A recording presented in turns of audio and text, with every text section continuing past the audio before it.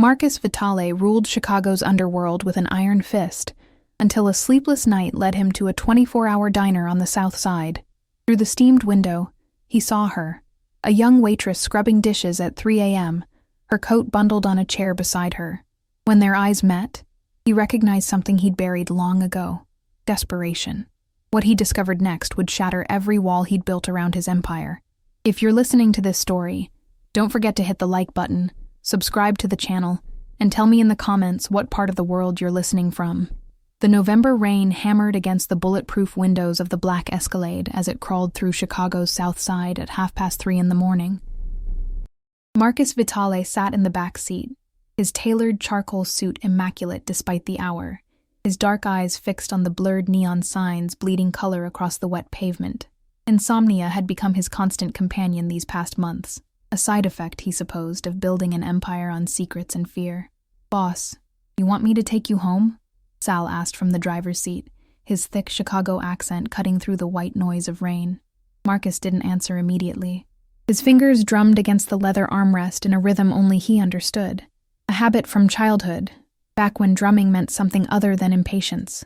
Through the rain-streaked window, a diner materialized from the darkness, Rosie's 24-hour, its flickering sign casting weak yellow light onto the empty sidewalk. Something about it pulled at him, a gravitational tug he couldn't name.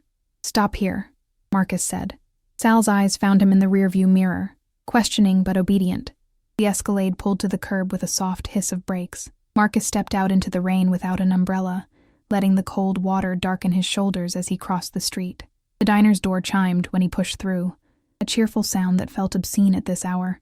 The interior smelled of burnt coffee and fryer grease.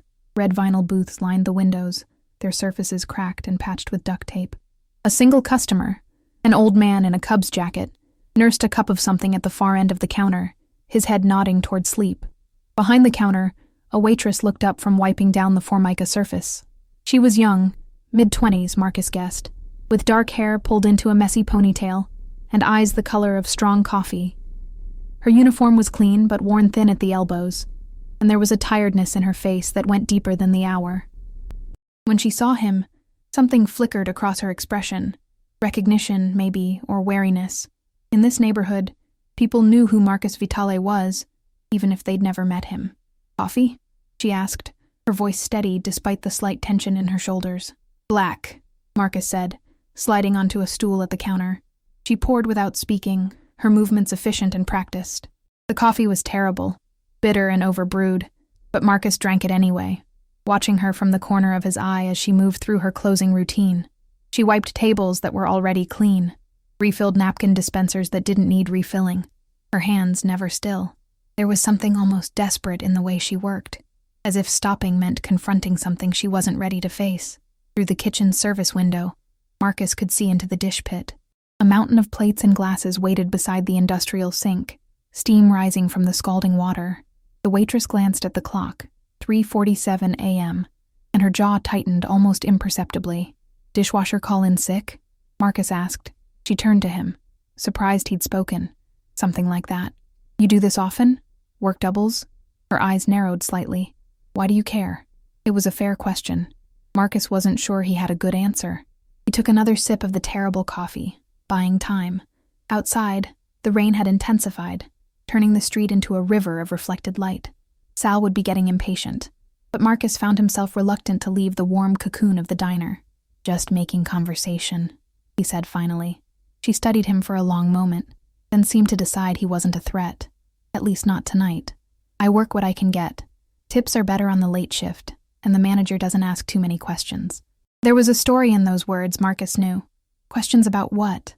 About work permits, maybe, or living situations, or the kind of past that made people prefer the anonymity of the graveyard shift. He'd built his empire on reading between lines, on understanding what people didn't say.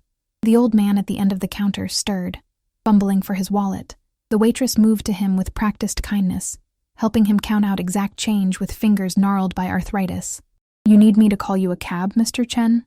she asked softly. No. My grandson. He comes soon."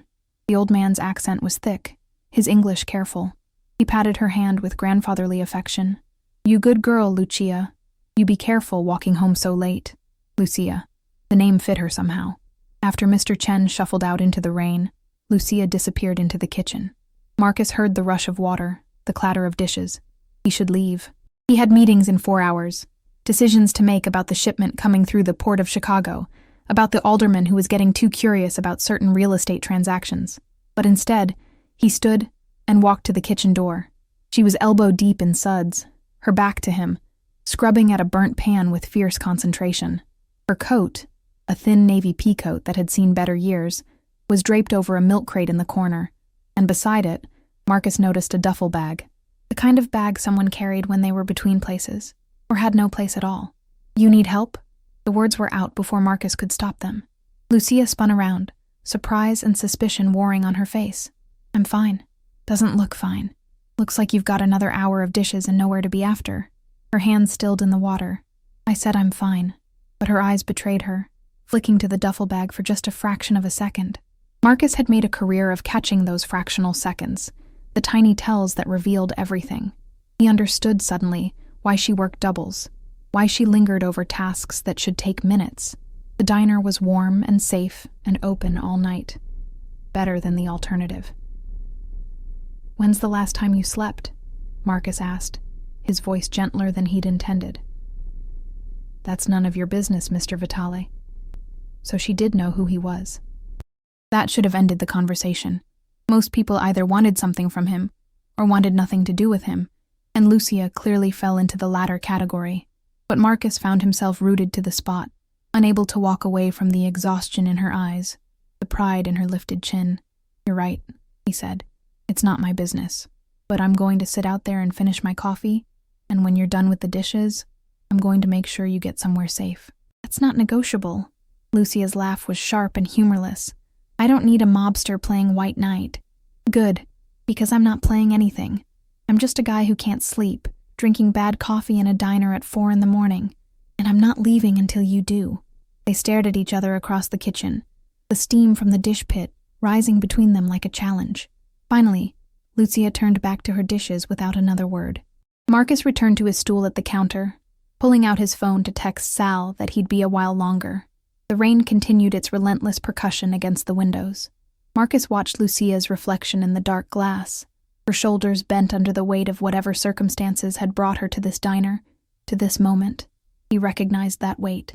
He'd carried his own version of it once, a lifetime ago, before he'd learned that power was the only reliable shelter. But looking at Lucia, at her stubborn dignity, her refusal to ask for help even when she clearly needed it, Marcus felt something shift inside him. It was small, barely perceptible, like the first crack in a dam. He'd spent 15 years building walls around himself, around his heart, convincing himself that sentiment was weakness and compassion was a luxury he couldn't afford. Yet here he was, at 4 a.m, waiting for a waitress he didn't know, in a diner that served terrible coffee, because walking away felt like abandoning something essential, something he'd lost so long ago he'd forgotten it had ever existed. When Lucia finally emerged from the kitchen 40 minutes later, her coat buttoned and her duffel slung over one shoulder, Marcus was still there. She stopped when she saw him, her expression unreadable. "I told you I don't need—" "I know what you told me," Marcus interrupted, standing. "But it's 4:30 in the morning, it's pouring rain, and you're carrying everything you own in that bag. So here's what's going to happen. My driver is going to take you wherever you need to go. No strings, no questions. You can say yes, or you can walk out into that rain, and I'll follow you at a distance to make sure you're safe anyway. Your choice." Lucia's jaw worked, pride and pragmatism battling behind her eyes. Finally, she let out a long breath. "Fine, but just a ride. Nothing else. Just a ride," Marcus agreed. They walked out into the rain together, and as Sal opened the Escalade's door, Marcus caught a glimpse of something in Lucia's expression. Not gratitude exactly, but a kind of wary hope.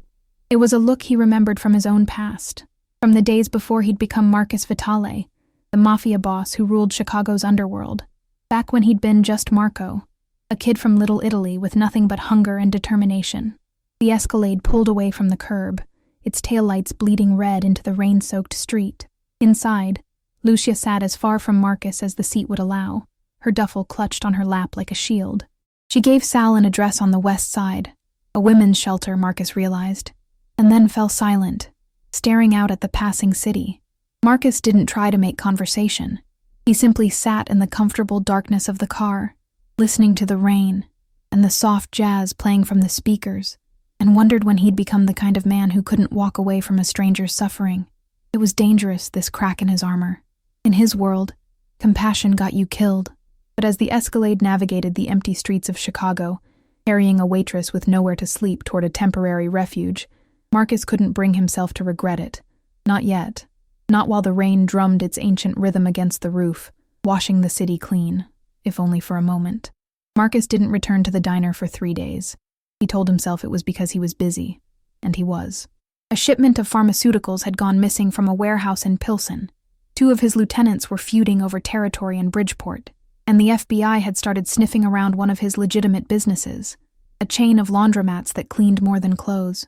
But in the rare, quiet moments, usually around 3 or 4 in the morning when sleep continued to elude him, his thoughts drifted back to Rosie's 24-hour and the waitress with everything she owned in a duffel bag. On the 4th night, he found himself in the Escalade again, Sal at the wheel, heading south without having given explicit directions. Sal knew better than to comment. The diner looked exactly the same flickering sign, the same empty sidewalk, the same yellow light spilling onto wet pavement. It had rained again, and Chicago in late November smelled of cold concrete and dying leaves. Marcus pushed through the door, the cheerful chime announcing his arrival. Lucia was behind the counter, pouring coffee for a pair of truck drivers. She looked up when he entered, and something complicated passed across her face. Surprise, wariness, and something else he couldn't quite name. She finished serving the truckers before approaching him. "Coffee?" she asked. The same question as before, but her tone was different now. Less guarded, maybe. "Black," Marcus said, taking the same stool he'd occupied 4 nights ago. She poured, and this time when she set the cup down, she lingered for a moment. "Thank you," she said quietly. "For the ride, for not asking questions." Marcus wrapped his hands around the cup, feeling its warmth seep into his palms. "You still at the shelter?" Lucia nodded. "For now. They have a 30-day limit, but it's warm and safe. Better than—" She trailed off, not finishing the thought. "Better than where you were before?" She studied him, trying to decide how much to reveal. Finally, she said, "Better than my car. I was sleeping in my car for 2 weeks before it got towed. Couldn't afford to get it out of impound." The casual way she said it, as if sleeping in a car was just another inconvenience, like a delayed train or a broken shoelace, hit Marcus harder than it should have. He'd seen poverty before, had grown up surrounded by it in Little Italy, but he'd spent so many years insulated by wealth and power that he'd forgotten what desperation actually looked like up close. "You from Chicago?" he asked. "Originally from Rockford. Came here 3 years ago thinking I'd find better opportunities." Her laugh was self-deprecating. "Turns out opportunities are pretty scarce when you don't have a degree or connections or anything except a willingness to work. What happened? In Rockford, I mean. Why leave?" Lucia's expression shuddered slightly. The usual story. Bad relationship. Worse decisions. Sometimes starting over means going somewhere no one knows your name. Marcus understood that impulse more than she could know. He'd reinvented himself too, though his transformation had gone in the opposite direction. From nobody to somebody everyone feared. "And your family? Dead, or might as well be." She said it matter-of-factly, without self-pity. "My mom died when I was 16. Cancer. My dad, he had his own problems. Haven't talked to him in 5 years." One of the truck drivers called for a refill, and Lucia excused herself. Marcus watched her work, noticing details he'd missed before. The way she remembered how each customer took their coffee without asking. The genuine smile she gave the old woman who came in for the early bird special at 5 a.m. The careful way she counted her tips and tucked them into her apron pocket. She was good at this job, good with people. It seemed like a waste, somehow, though Marcus couldn't articulate exactly what was being wasted. When the pre-dawn rush subsided, rush being a relative term for a diner at 5:30 in the morning, Lucia returned to his end of the counter. "Can I ask you something?" "Sure. Why do you keep coming here? I mean, I know who you are, Mr. Vitale. I know you probably have people who make you better coffee in nicer places. So why a dump like Rosie's?" Marcus considered the question. The honest answer was complicated, tangled up in insomnia and nostalgia, and a growing sense that his empire, for all its power and profit, had left him profoundly alone. But he settled for a simpler truth. "The coffee's terrible, but the company's better than I'm used to." Lucia's smile was small, but genuine. "That's the saddest thing I've heard all week. And I work the graveyard shift at a diner." Despite himself, Marcus laughed. A real laugh, not the calculated chuckle he deployed at business dinners and social functions. When was the last time he'd laughed like that? He couldn't remember. Over the next 2 weeks, it became a routine. Marcus would show up around 3 or 4 in the morning, drink terrible coffee, and talk to Lucia during the lulls between customers. He learned that she'd wanted to be a teacher before life got complicated, that she spoke decent Spanish and was teaching herself Italian using library books and YouTube videos, that she had a weakness for old movies, the kind shot in black and white, where everyone wore hats and spoke in rapid-fire dialogue. Like his girl Friday, she told him one morning, her eyes lighting up in a way that made her look younger. "Have you seen it? Rosalind Russell is incredible. She's smart and fast and doesn't take any garbage from anyone." Marcus had seen it, years ago, in another lifetime. "You remind me of her a little," he said. "The not taking garbage part." Lucia's laugh was surprised and pleased. "I'll take that as a compliment." In return, Marcus found himself sharing things he hadn't talked about in years. He told her about growing up in Little Italy, about his mother who'd worked 3 jobs to keep him and his sister fed after their father died in a construction accident. He didn't tell her about the empire he'd built, the violence it required, the moral compromises that kept him awake at night. But he told her enough that she could glimpse the person he'd been before he became Marcus Vitale, the Mafia boss. "Your mother sounds like she was tough," Lucia said one morning, refilling his cup. "She was. She died thinking I was going to be a lawyer. I let her believe that."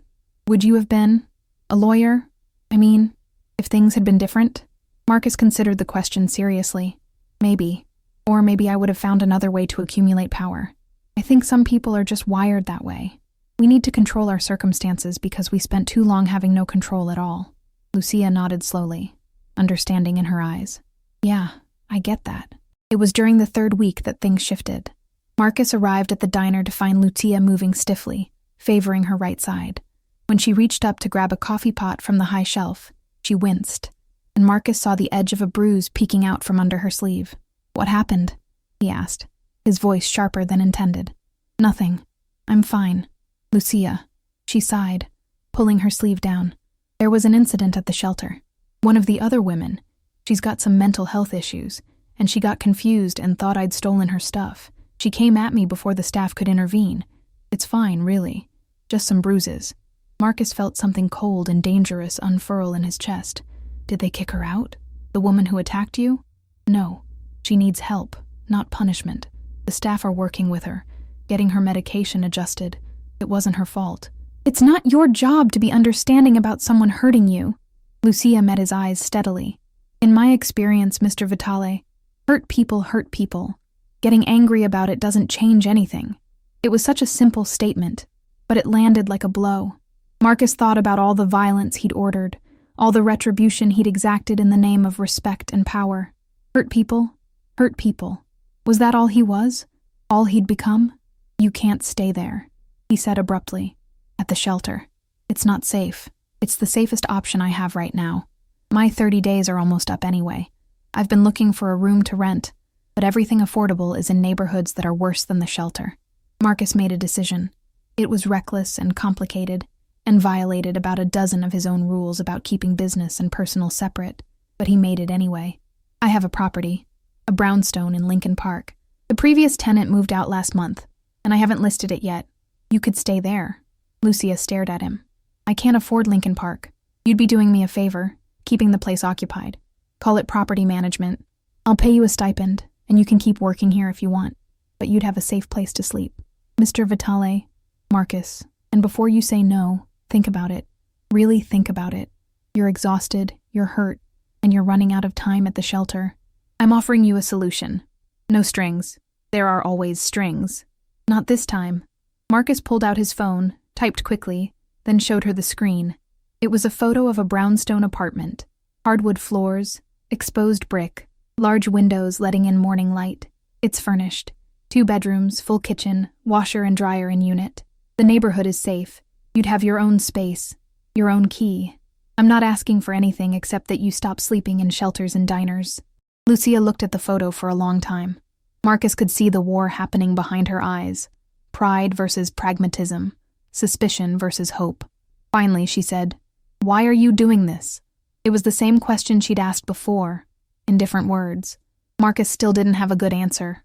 Or rather, he had too many answers, and none of them were simple enough to explain. "Because you remind me of who I used to be.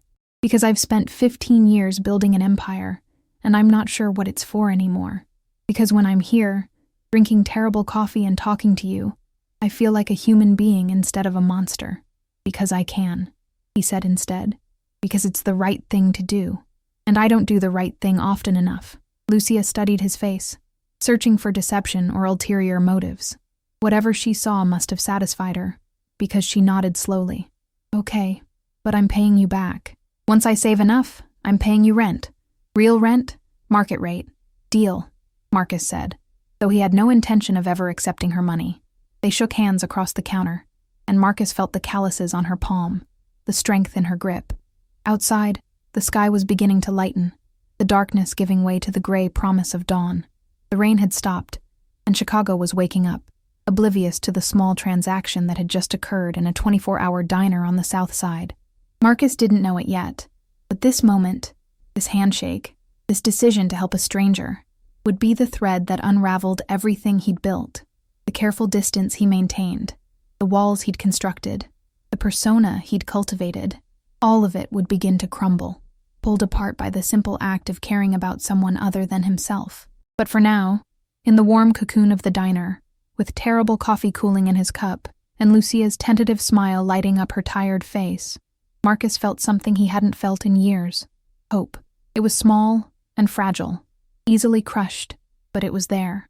And for the first time in a very long time, he allowed himself to believe that maybe, just maybe, he could be more than the sum of his worst choices. Lucia moved into the Lincoln Park brownstone on a Saturday afternoon in early December. Marcus sent Sal with the Escalade to pick her up from the shelter, along with explicit instructions to help her get settled and make sure she had everything she needed. He didn't go himself. That would have been too much, too personal, crossing a line he wasn't ready to cross. But he thought about her all day, wondering if she liked the place, if she felt safe there, if she'd changed her mind and decided his offer was too good to be true. She called him that evening. Marcus was in his office in his Gold Coast penthouse, reviewing financial reports from his legitimate businesses, when his phone buzzed with an unknown number. "It's Lucia," she said when he answered. I wanted to say thank you. The apartment is beautiful. It's more than I ever expected." Marcus leaned back in his chair, surprised by the warmth that spread through his chest at the sound of her voice. "You're welcome. Sal said you didn't have much in the way of supplies. I'll have someone drop off groceries tomorrow." "You don't have to." "I know, but I'm going to anyway." There was a pause, and then Lucia said, "Can I ask you something? And will you give me an honest answer?" "I'll try." "Why me? You must see people struggling every day. Why did you decide to help me specifically?" Marcus had been asking himself the same question for weeks. The honest answer was still too complicated, too revealing, but he owed her something closer to the truth than his previous deflections. "Because you didn't ask," he said finally. "Everyone in my life wants something from me.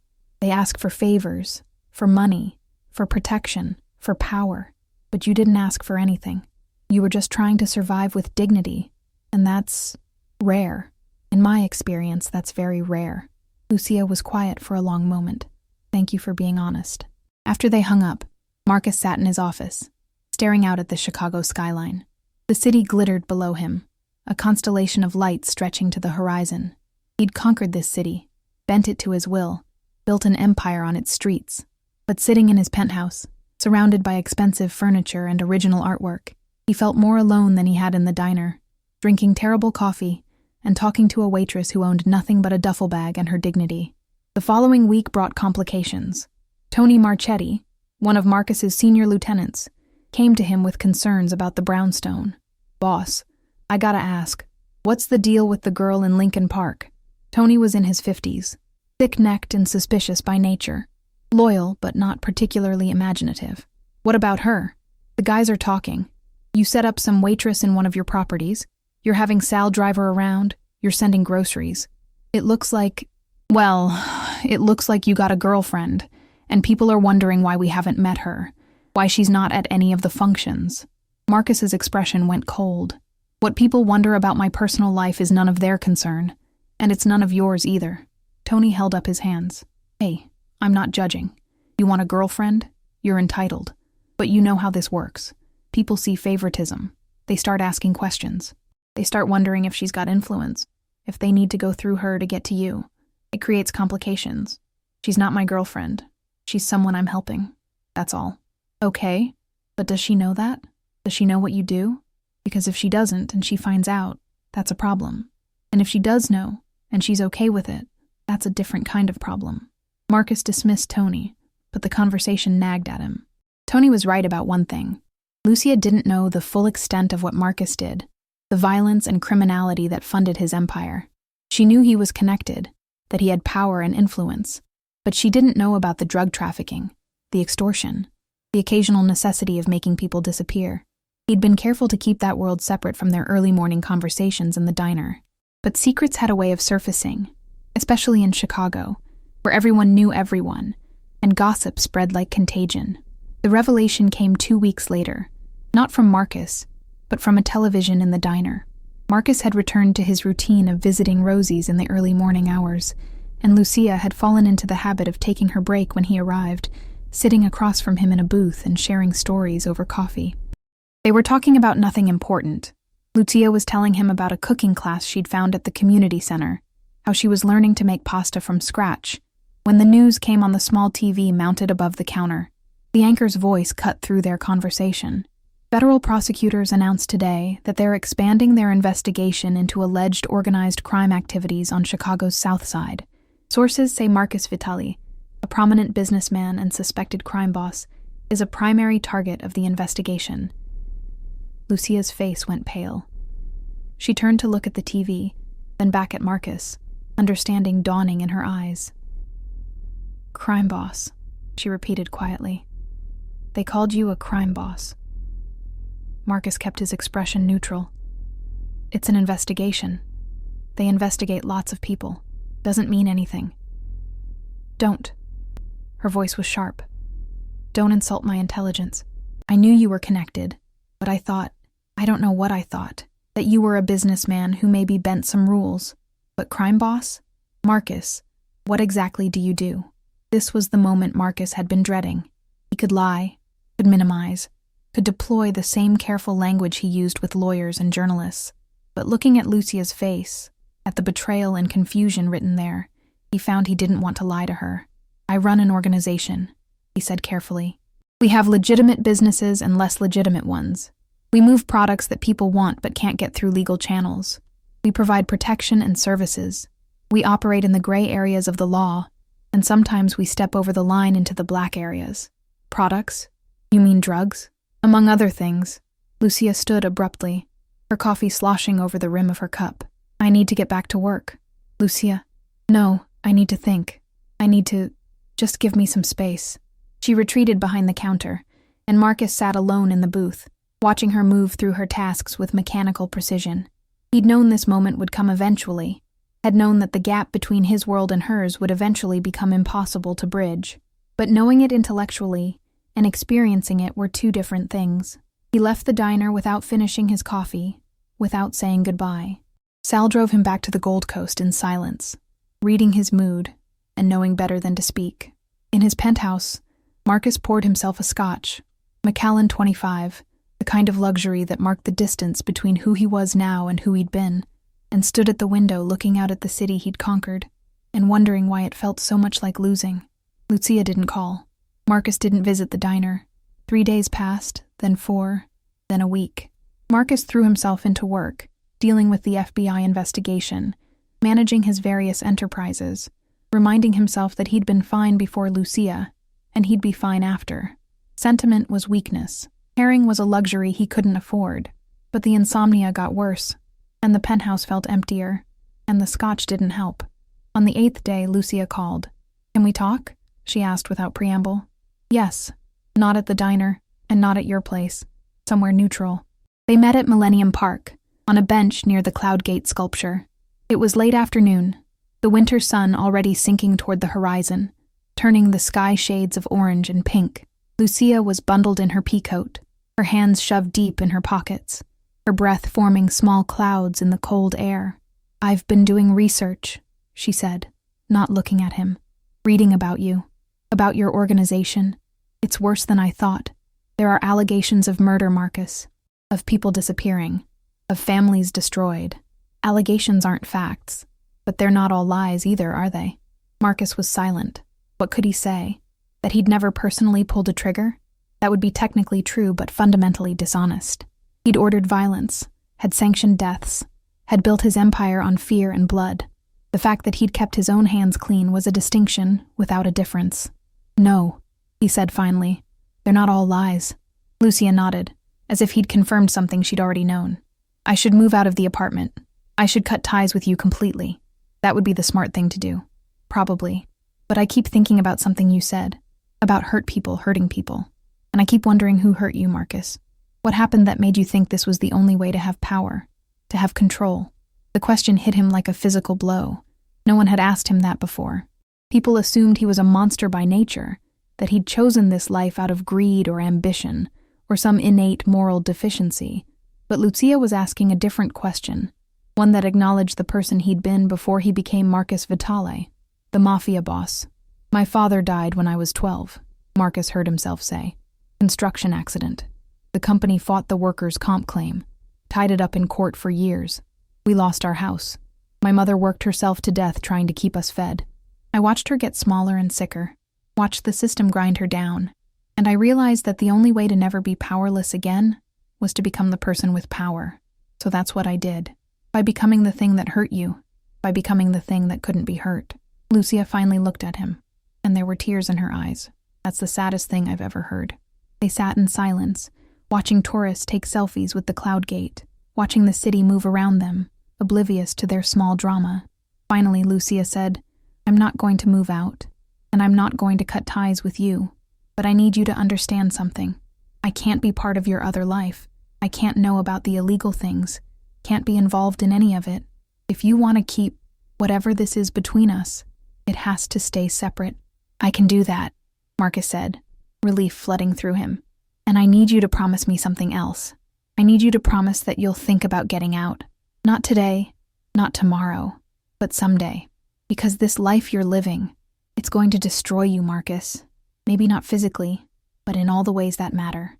Marcus wanted to tell her it was impossible, that you didn't just walk away from an empire, that men like him didn't get happy endings. But looking at her face, at the hope and concern written there, he found himself nodding. "I'll think about it." It was a small promise, probably meaningless, but it felt like something. It felt like a door that had been locked for 15 years had opened just a crack, letting in a sliver of light. They walked back through the park together as the sun set, not touching, but close enough that Marcus could feel her warmth in the cold December air.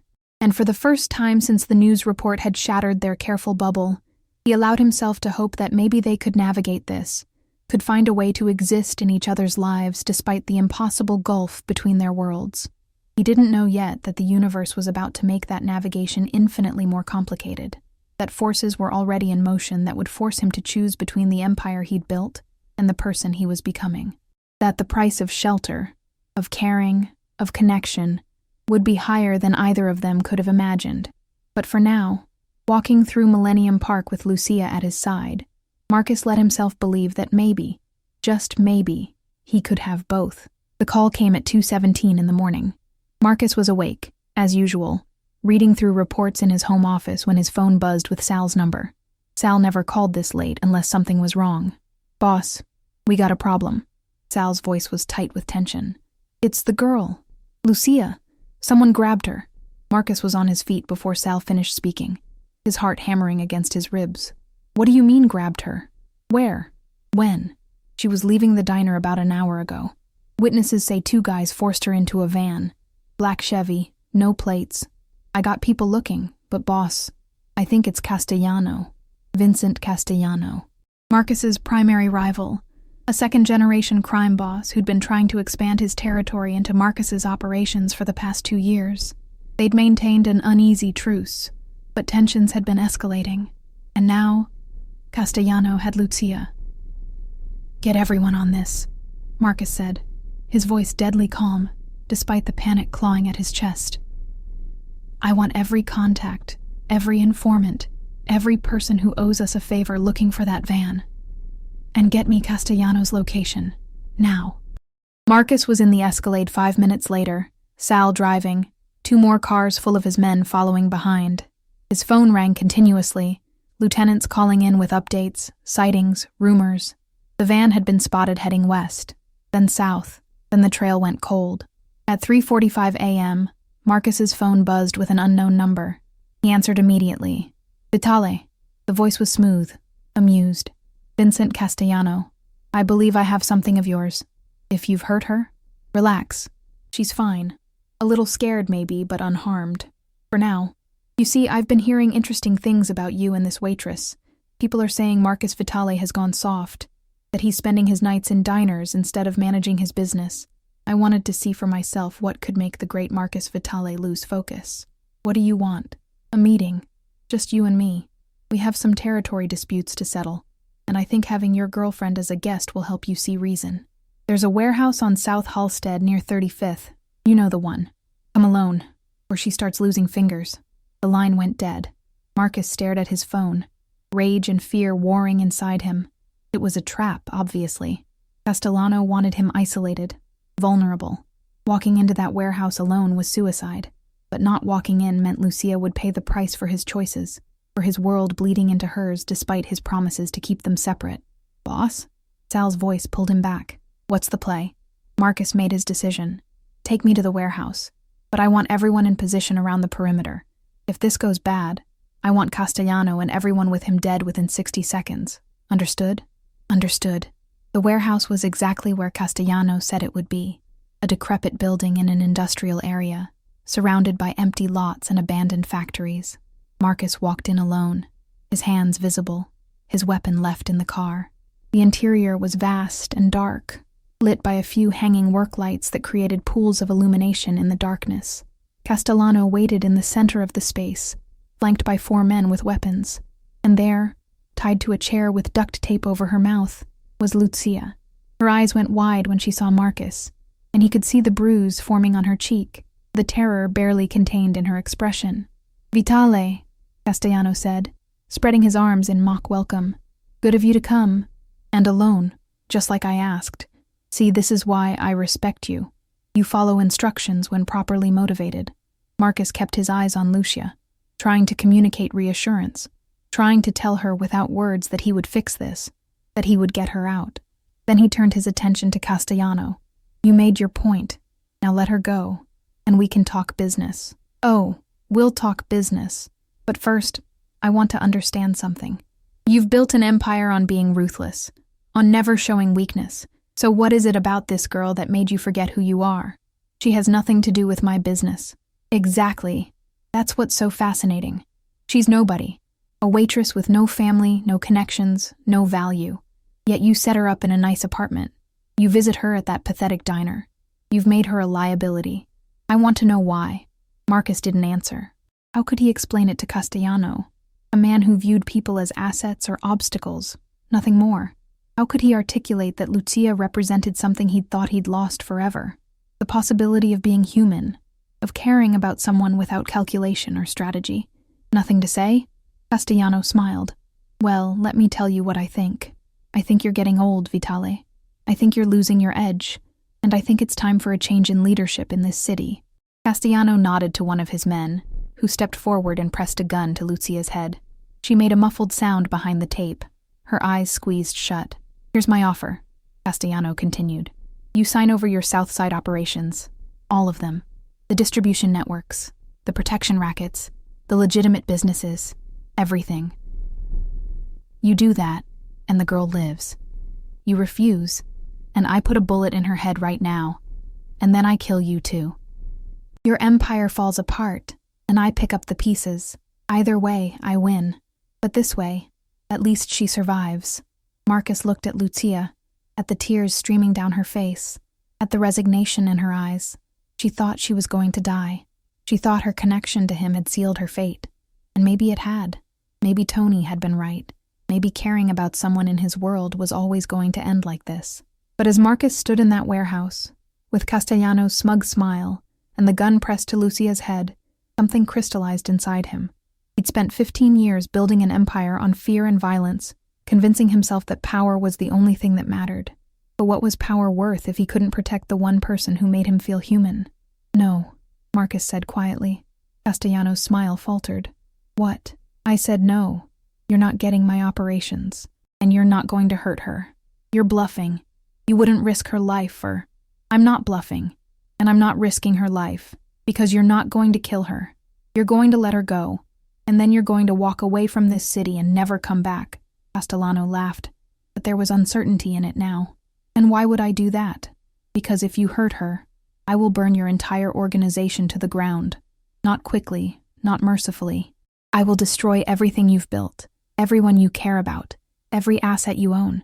I will make it my life's mission to ensure that you die alone and broken, with nothing left but regret, and we both know I have the resources to do it. The warehouse was silent, except for the hum of the work lights. Castellano studied Marcus's face, looking for weakness, for hesitation. He found none. You're insane, Castellano said finally. You'd start a war over a waitress? Yes. It was the simplest, most honest answer Marcus had ever given. Yes, he would start a war. Yes, he would risk everything. Yes, he would choose Lucia over his empire, over his power, over everything he'd spent 15 years building. Because in that moment, standing in a warehouse with a gun to her head, Marcus realized that his empire meant nothing if he couldn't protect the people who made life worth living. Castellano must have seen the truth in Marcus's eyes, must have recognized that he wasn't bluffing, because his expression changed. The smugness evaporated, replaced by calculation. He was weighing his options, trying to determine if Marcus's operations were worth the cost of total war. You're making a mistake, Castellano said, but his voice lacked conviction. Maybe, but it's my mistake to make. Now let her go. For a long moment, nothing happened. Then Castellano nodded to his man, who lowered the gun and stepped back. Another man cut the ropes binding Lucia to the chair. She stood on shaky legs, ripping the tape from her mouth, her eyes locked on Marcus. Go to him, Castellano said, his voice tight with anger. Lucia ran. She crossed the warehouse floor and crashed into Marcus, her arms wrapping around him, her body shaking with sobs. Marcus held her, one hand cradling her head, the other around her waist. And for a moment, nothing else existed. Not Castellano, not the guns, not the empire. Just Lucia, alive and safe in his arms. We're not done, Vitale, Castellano said. This isn't over. Yes, it is, Marcus replied, not looking away from Lucia. Because if you come near her again, if you even think about her, I will end you. That's not a threat. It's a promise. Marcus walked out of the warehouse with Lucia, his men closing ranks around them. Sal had the Escalade running, and they were moving before Castellano could change his mind. In the back seat, Lucia clung to Marcus, her face buried in his shoulder, her tears soaking through his shirt. I'm sorry, Marcus murmured into her hair. I'm so sorry. This is my fault. I should have protected you better. You came for me, Lucia said, her voice muffled. You chose me over your business. Why? Marcus pulled back just enough to look at her face, to see the confusion and wonder in her eyes. Because you matter more, he said simply. Because somewhere along the way, you became more important than any of it. The empire, the power, the control, none of it means anything if I lose you. Lucia's eyes searched his face, looking for truth, for certainty. Whatever she saw must have satisfied her, because she kissed him. It was desperate and salt-tinged from tears, but it was real, and Marcus felt something inside him that had been frozen for 15 years, finally thaw. When they broke apart, Lucia said, What happens now? Castellano's not going to let this go. I know, which means I need to make some changes, big changes. What kind of changes? Marcus thought about the promise he'd made to her in Millennium Park, about thinking about getting out. He'd meant it as a distant possibility, something to consider someday. But tonight had changed everything. Tonight had shown him that his world and Lucia's couldn't coexist, that he couldn't protect her while maintaining his empire. The kind where I keep my promise to you, Marcus said. The kind where I figure out how to be someone other than Marcus Vitale, the Mafia boss. Lucia's smile was tremulous, but genuine. That's going to be complicated. Probably impossible. But you're going to try? Marcus kissed her forehead. breathing in the scent of her shampoo mixed with fear sweat and adrenaline. "I'm going to try." The Escalade carried them through the dark Chicago streets, heading toward the safety of Marcus's penthouse. Behind them, the warehouse receded into the distance, and with it, the life Marcus had built. He didn't know yet how he would extricate himself from his empire, how he would protect Lucia from the enemies he'd made, how he would become the person she deserved. But as the first light of dawn began to touch the eastern sky, turning it from black to gray to the palest blue, Marcus allowed himself to believe that maybe, just maybe, redemption was possible. That maybe the person he'd been before he became a monster wasn't entirely lost. That maybe, with Lucia beside him, he could find his way back. Marcus spent the next 72 hours in a state of controlled chaos. He called emergency meetings with his lieutenants, made phone calls to allies and rivals alike, and set in motion a plan that would have seemed impossible a week ago: the systematic dismantling of his empire. "You're serious about this?" Tony Marchetti asked, sitting across from Marcus in the penthouse. "You're really walking away? Not walking away?" "Transitioning. There's a difference. Boss, you can't just retire from this life. You know too much. You've done too much. People will see it as weakness, and they'll come for you. Let them try." Marcus's voice was steel. "I'm not disappearing. I'm restructuring. The legitimate businesses stay under my control. The illegal operations get divided among you and the other senior people. You want the South Side distribution? It's yours. But I'm out of the day-to-day, and I'm out of anything that could blow back on me or on Lucia." Tony shook his head in disbelief. "All this for a girl. All this for a chance at a different life. You wouldn't understand." "You're right. I wouldn't. But it's your call, boss. I'll make it work." Over the next week, Marcus executed his plan with the same ruthless efficiency he'd once used to build his empire. He met with federal prosecutors, offering information on rival organizations in exchange for immunity on certain charges. He consolidated his legitimate holdings, the laundromats, the restaurants, the real estate, into a clean corporate structure that could withstand scrutiny. He paid off debts, called in favors, and made it clear to everyone in Chicago's underworld that Marcus Vitale was stepping back, and anyone who had a problem with that could take it up with the heavily armed security team he'd retained.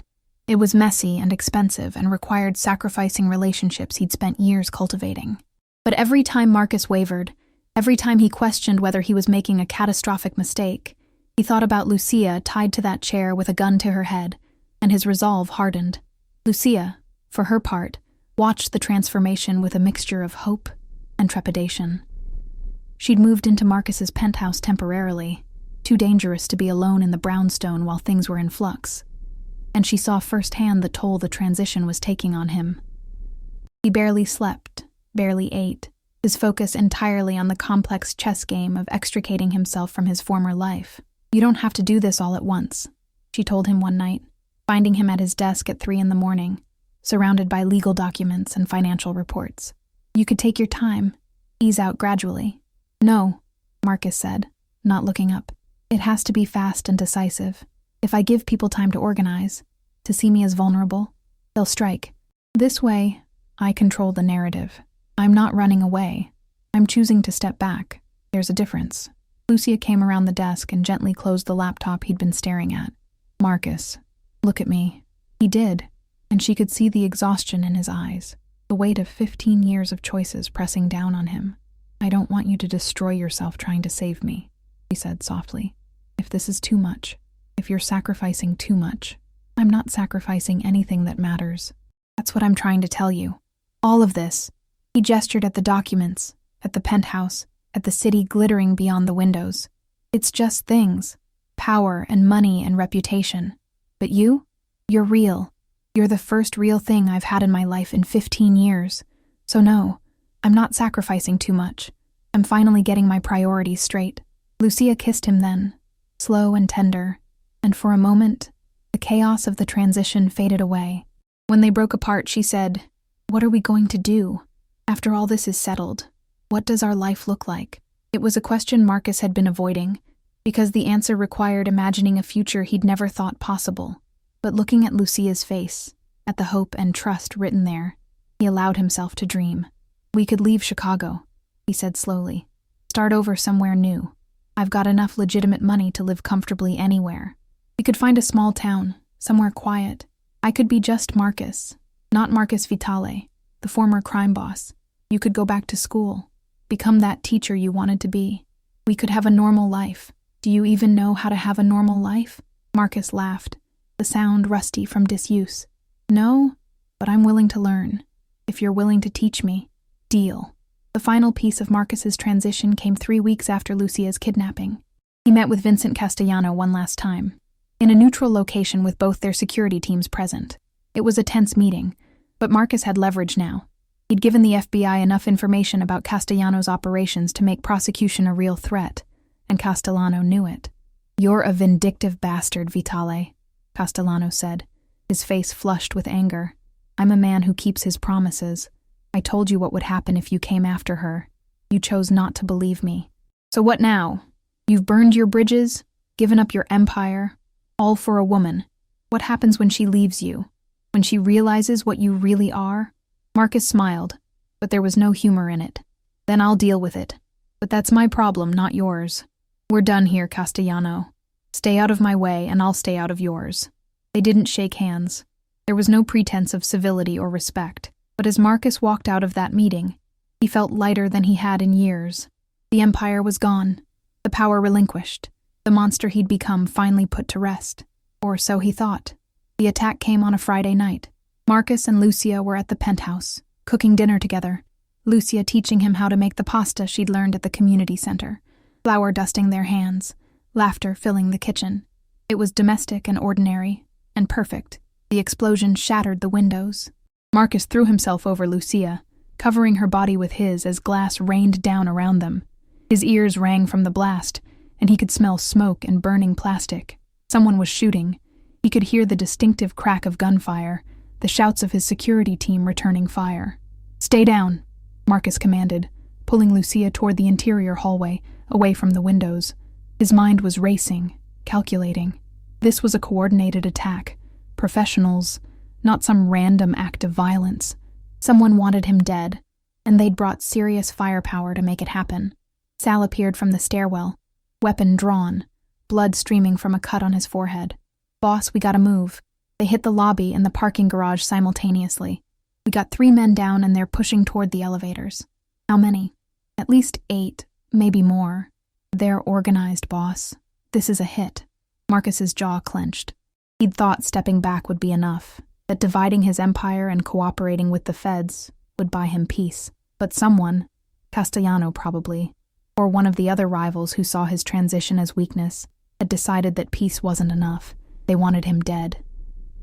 "Get her out," Marcus said, pushing Lucia toward Sal. "Take the service elevator to the basement. Use the tunnel to the building next door. I'll hold them here." "No," Lucia said, her voice sharp with fear. "I'm not leaving you. Lucia, no! You don't get to play hero and die for me. We leave together, or we don't leave at all." Marcus looked at her face, at the determination mixed with terror, and made a decision. "Fine, we all go. Sal, lead the way."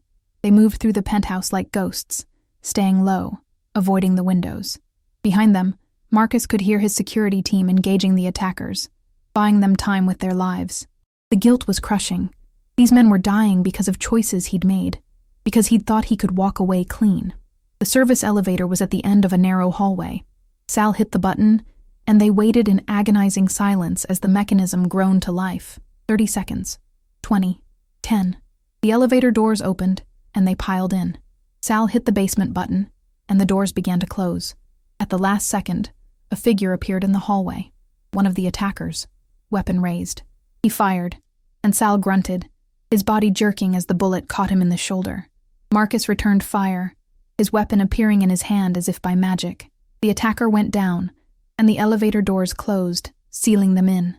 "Sal," Lucia said, already moving to examine his wound. "How bad?" "I've had worse," Sal said through gritted teeth. "Just keep pressure on it." The elevator descended with agonizing slowness. Marcus reloaded his weapon, his mind already planning their next moves. The tunnel would take them to the adjacent building, and from there, they could get to one of his safe houses. He'd have to call in every favor he had left, mobilize what remained of his organization, find out who'd ordered the hit and end them permanently. But first, he had to get Lucia to safety. The elevator doors opened onto the basement, and they emerged into a dimly lit parking garage. Marcus's backup car, a nondescript Honda sedan, was parked near the tunnel entrance. They were almost there. The gunshot came from behind them, echoing in the concrete space. Marcus felt the impact before he heard it, a burning sensation in his side, his legs suddenly unsteady. He stumbled, and Lucia caught him, her scream piercing the air. "Marcus!" He turned, raising his weapon, and saw Vincent Castellano standing near the elevator, a gun in his hand and a smile on his face. "Did you really think I'd let you walk away?" Castellano asked. "Did you think you could threaten me, humiliate me, and there'd be no consequences?" Marcus fired, but his aim was off, the pain making his hand shake. The bullet went wide. Castellano fired again, and this time Lucia screamed, throwing herself in front of Marcus. Time seemed to slow. Marcus watched Lucia's body jerk as the bullet hit her, watched her fall, watched the blood bloom across her shirt like a terrible flower. Something inside him broke, not cracked, not bent, but shattered completely. He emptied his weapon at Castellano, and this time his aim was true. Castellano went down, his body crumpling, the smile finally wiped from his face. But Marcus didn't care about Castellano anymore. He dropped to his knees beside Lucia, his hands pressing against the wound in her chest, trying to stop the bleeding. "No, no, no," Marcus chanted, his voice breaking. "Lucia, stay with me. Stay with me." Her eyes fluttered open, unfocused and glassy. "Marcus," she whispered, "I'm sorry. I shouldn't have. Don't talk. Save your strength. Sal, call an ambulance." But even as he said it, Marcus could see the truth in Lucia's eyes. The wound was bad, too bad, and they were in a basement with his security team dead or dying upstairs, and enemies potentially still in the building. Help wouldn't come in time. "I'm glad I met you," Lucia said, her hand finding his, her grip weak. "I'm glad you tried to change. That matters, Marcus. It matters." "You're not dying," Marcus said fiercely, even as tears streamed down his face. "You're not leaving me. I won't let you." But even Marcus Vitale, who'd built an empire on will and ruthlessness, couldn't stop this, couldn't control this, couldn't fix this. Lucia's eyes closed, and her hand went limp in his, and Marcus heard himself screaming, a sound of pure anguish that echoed through the basement, through the building, through the city he'd once ruled. And in that moment, kneeling in a pool of blood with the woman he loved dying in his arms, Marcus finally understood the true price of his choices. Not the empire he'd lost, not the power he'd relinquished, but this, the knowledge that his attempt at redemption had come too late, that his past had caught up with him and taken the only thing that mattered. The rain started again, drumming against the building, washing the city clean. But no amount of rain could wash away what Marcus had lost, what he'd destroyed through his own hubris and violence. Sal was calling for help, his voice distant and unimportant. Marcus held Lucia, rocking her gently, whispering apologies and promises into her unhearing ears, and waited for the sirens that would come too late to save anything that mattered. The hospital room was white and sterile, and smelled of antiseptic. Marcus sat in a chair beside the bed, his hand wrapped around Lucia's, his eyes fixed on her face. She was pale, so pale, with tubes and wires connecting her to machines that beeped and hummed with mechanical indifference. But she was alive. The bullet had collapsed her lung and nicked an artery, and she'd lost a catastrophic amount of blood in the basement. The paramedics had given her a 2% chance of surviving the ambulance ride to Northwestern Memorial, but Lucia had survived. She'd made it through emergency surgery, through the critical first 24 hours, through the infections and complications that followed. She'd been unconscious for 4 days. Marcus hadn't left her side except when the doctors forced him out. He'd sat in this chair, holding her hand, talking to her even though she couldn't hear him, making promises and bargains with a God he wasn't sure he believed in. If she lived, he would be better. If she lived, he would deserve her. If she lived, he would spend the rest of his life making up for the violence he'd brought into her world. On the 5th day, her eyes opened. "Marcus?" Her voice was barely a whisper, rough from the breathing tube they'd removed the day before. "I'm here." He leaned forward, bringing her hand to his lips. "I'm right here. What happened? I remember the basement, and Castellano, and then..." She trailed off, confusion clouding her eyes. "You were shot. You've been in the hospital for 5 days. But you're going to be okay. The doctors say you're going to be okay." Lucia processed this slowly, her eyes moving from Marcus to the machines to the hospital room. And you? Were you hurt? Marcus had been shot too. The bullet had gone through his side, missing anything vital, but leaving him with stitches and a prescription for painkillers he hadn't filled. Compared to what Lucia had endured, his injury was nothing. I'm fine. You saved my life, Lucia. You stepped in front of a bullet for me. Couldn't let you die, she said, managing a weak smile. Who else would teach me about Chicago's underworld? Marcus laughed, the sound wet with tears he'd been holding back for days. I love you, he said, the words spilling out before he could stop them. I know it's too soon, and I know I have no right to say it after everything I've put you through, but I love you, and I'm going to spend the rest of my life making sure you never regret meeting me. Lucia's smile widened, becoming more genuine. I love you too, you idiot, even though you're a former crime boss with terrible taste in coffee. Over the next 2 weeks, as Lucia recovered, the full scope of what had happened became clear. Castellano was dead. Marcus's bullets had killed him in the basement. The attack on the penthouse had been Castellano's last desperate play, his attempt to eliminate Marcus before the federal investigation could destroy his organization. With Castellano gone, his empire had fractured, his lieutenants turning on each other in a scramble for power. Marcus's cooperation with the FBI had paid off. The prosecutors offered him full immunity in exchange for his testimony against several other crime figures. His legitimate businesses were clean, and with careful management, they would provide more than enough income to live comfortably. The penthouse was destroyed. The explosion and gunfire had left it uninhabitable. But Marcus didn't care. He'd never liked that place anyway, with its cold luxury and its views of a city he no longer wanted to rule. When Lucia was finally discharged from the hospital, Marcus took her to the brownstone in Lincoln Park, the apartment where this had all started, where he'd first offered her shelter.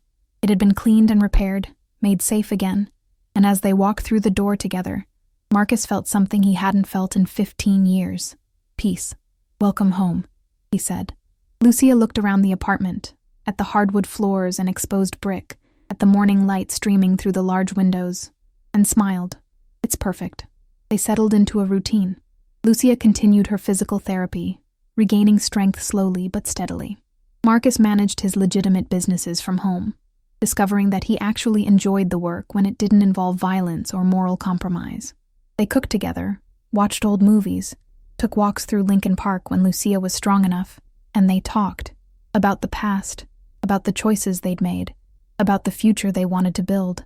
Marcus told her everything, the full extent of his crimes, the people he'd hurt, the man he'd been before she'd walked into his life. Lucia listened without judgment, understanding that confession was part of his healing, his transformation. Do you regret it? She asked one morning, as they sat on the couch with coffee. Good coffee, from a local roaster, nothing like the terrible brew from Rosie's. Giving up your empire, I mean. All that power. Marcus considered the question seriously. Did he regret it?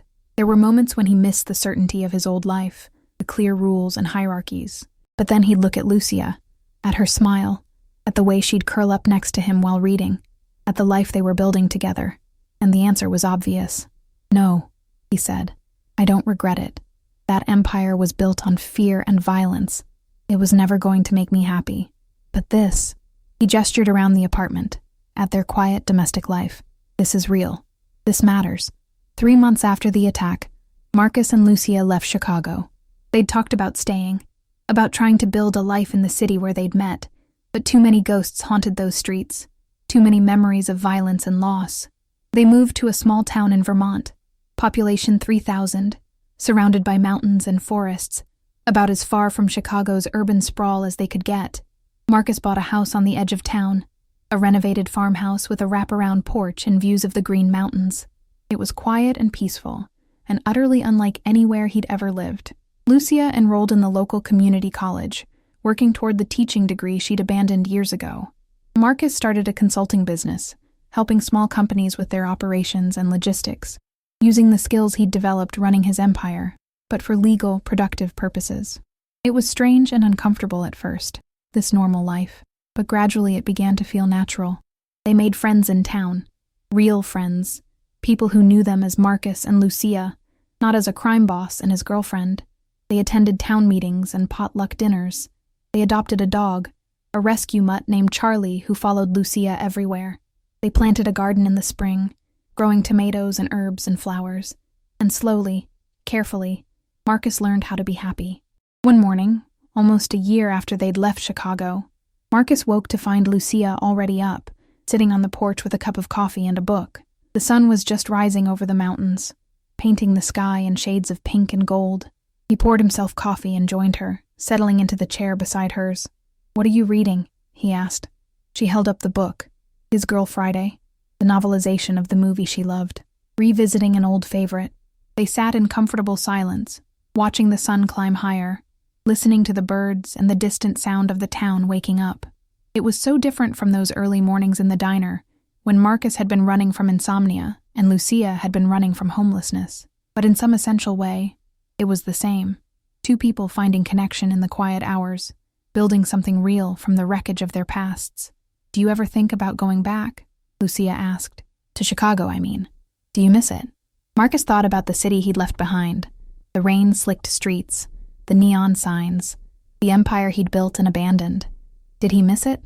Sometimes. But nostalgia wasn't the same as regret. "I miss parts of it," he admitted. "I miss Sal. He's doing well, running one of my old businesses legitimately now. I miss the energy of the city, but I don't miss who I was there. I don't miss the violence or the fear or the constant calculation. Here, I can just be Marcus.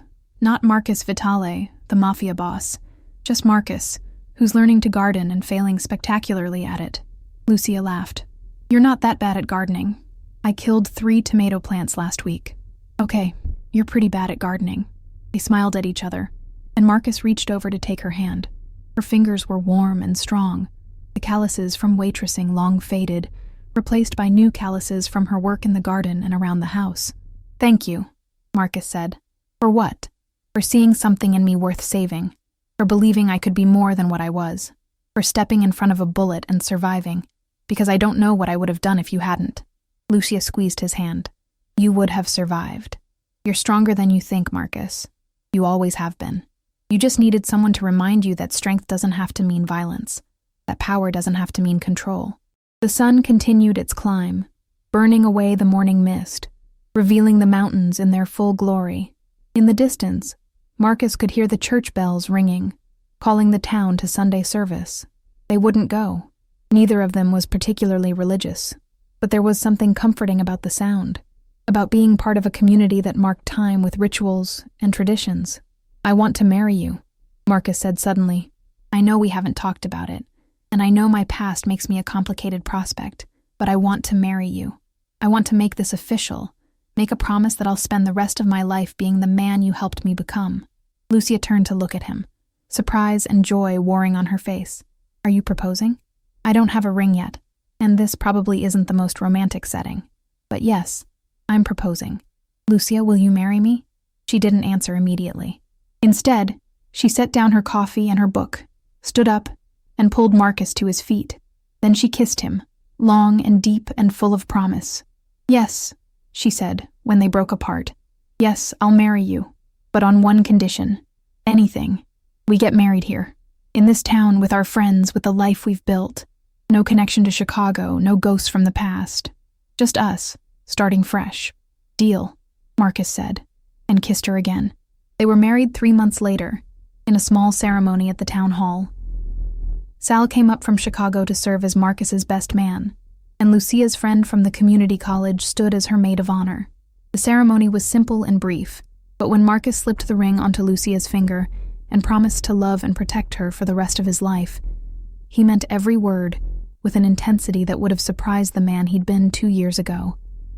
After the ceremony, they had a reception at the local restaurant, with half the town in attendance. People brought casseroles and pies, and someone set up a sound system for dancing. It was nothing like the lavish affairs Marcus had attended in his previous life, but it was infinitely better, real and warm and full of genuine affection. As Marcus danced with his wife, to some country song he didn't recognize, he caught Sal's eye across the room. Sal raised his glass in a silent toast, and Marcus nodded back. They both knew how unlikely this was, how close Marcus had come to losing everything, but he hadn't lost it. He'd found it instead, in a 24-hour diner at 3 a.m, in the eyes of a waitress with nowhere to sleep. The party went late into the night, and when it was finally over, Marcus and Lucia walked home under a sky full of stars, more stars than Marcus had ever seen in Chicago, where light pollution blotted out the heavens. Lucia leaned against him, tired but happy, and Marcus wrapped his arm around her shoulders, holding her close. "Happy?" he asked. "Incredibly," she said. "You?" Marcus thought about the question. Was he happy? It seemed like such a simple thing, happiness, but it had eluded him for so long that he'd forgotten what it felt like. But standing here, under the Vermont stars, with his wife beside him and a future stretching out ahead of them, a future built on love and honesty, and the hard work of becoming better, he realized that yes, he was happy. Genuinely, deeply, impossibly happy. "Yes," he said, "I'm happy." They reached their house, and Charlie greeted them at the door with enthusiastic tail wagging. Inside, everything was exactly as they'd left it, comfortable and lived in and theirs. Marcus locked the door behind them, a symbolic gesture more than a practical one. In this town, in this life, he didn't need the elaborate security systems and armed guards of his previous existence. He was safe here. They were safe here. Later, as they lay in bed with Lucia curled against his side and Charlie snoring at their feet, Marcus thought about the journey that had brought him to this moment. The violence and the loss, the choices and the consequences, the slow, painful process of transformation. It hadn't been easy. There had been moments when he'd wanted to give up, to return to the certainty of his old life, but Lucia had been there, patient and persistent, reminding him that change was possible, that redemption wasn't just a fantasy. "I love you," he whispered into the darkness. "I love you too," Lucia murmured, already half asleep. Marcus closed his eyes, and for the first time in as long as he could remember, sleep came easily. No insomnia, no racing thoughts, no ghosts from the past haunting his dreams. Just peace, and the soft sound of his wife's breathing, and the knowledge that tomorrow would bring another day in this life they'd built together. Outside, the rain began to fall, gentle and steady, washing the world clean. Marcus listened to it drumming against the roof, and he smiled. The rain had been there at the beginning, that night in the diner when he'd first seen Lucia washing dishes at 3 a.m, and it was here now, at the end of his old life, and the beginning of his new one. Some things, Marcus thought as he drifted off to sleep, came full circle, but this time, the circle was complete, not with violence or loss, but with love and hope, and the quiet promise of all the mornings yet to come. If you enjoyed this story, I'd love to hear your thoughts in the comments. Where in the world are you listening from? And don't forget to subscribe for more compelling stories like this one. Thank you for being here.